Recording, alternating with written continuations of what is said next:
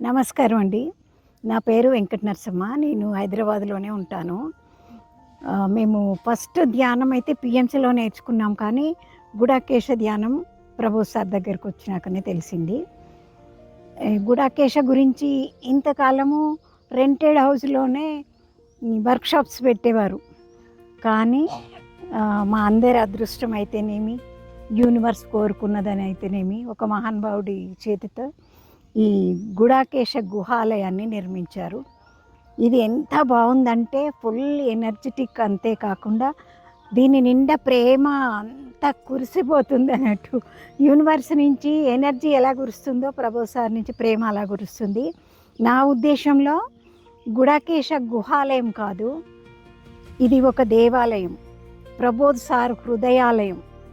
ఈ ఈ హృదయాలయంలో, ఈ దేవాలయంలో ఎంతమంది వచ్చినా కానీ పుష్పక విమానంలాగా ఇంకొకరికి చోటు ఉంటుంది. ప్రబోధ్ సార్ హృదయం లాగానే ఆయన కూడా అంతే.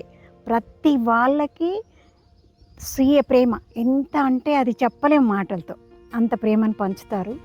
కాబట్టి ప్రతి వాళ్ళు ఇక్కడికి రావాలి. వాళ్ళు లైఫ్లో ఏమాత్రం డెవలప్ అవ్వాలన్నా, జ్ఞానాన్ని తీసుకోవాలన్నా, ప్రతి విషయానికి ఈ గుడాకేశ గుహాలయానికి వచ్చి ప్రబోధ్ సార్ మాటలు వినగలిగితే గుడాకేశలో జాయిన్ అవ్వాలి. అది జూమ్లో క్లాసులు ఉంటవి, తర్వాత మధ్య మధ్యలో వర్క్షాప్స్ ఏమో గుహాలయంలో జరుగుతుంటుంది. దానికి అటెండ్ అయితే ఆ విలువ ఏంటో అర్థమవుతుంది. మామూలుగా ఎవరైనా కానీ లడ్డు తిని బాగా తియ్యగా ఉందని నోటి ఎన్నిసార్లు చెప్పినా అది మన అనుభవానికి రాదు కదా.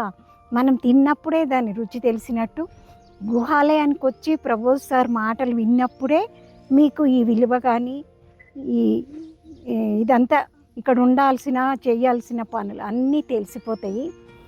ఇంకొకటి, గుడాకేశ గుహాలయంలో కొంచెం పక్కనే వేరే ఇంకా ల్యాండ్ ఉంది. అది తీసుకొని కొన్ని కన్స్ట్రక్షన్ చేద్దాం అనుకుంటున్నారు. ఎలా అంటే ఇక్కడ శాశ్వతంగా ఉందాము అని అనుకునే వాళ్ళ కోసం. అందులో నేను నంబర్ 1.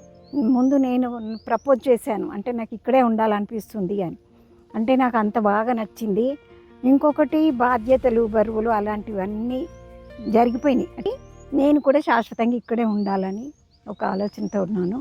అది నడుస్తుంది తప్పకుండా. యూనివర్సు నా కోరిక నెరవేరుస్తుందని అనుకుంటున్నాను.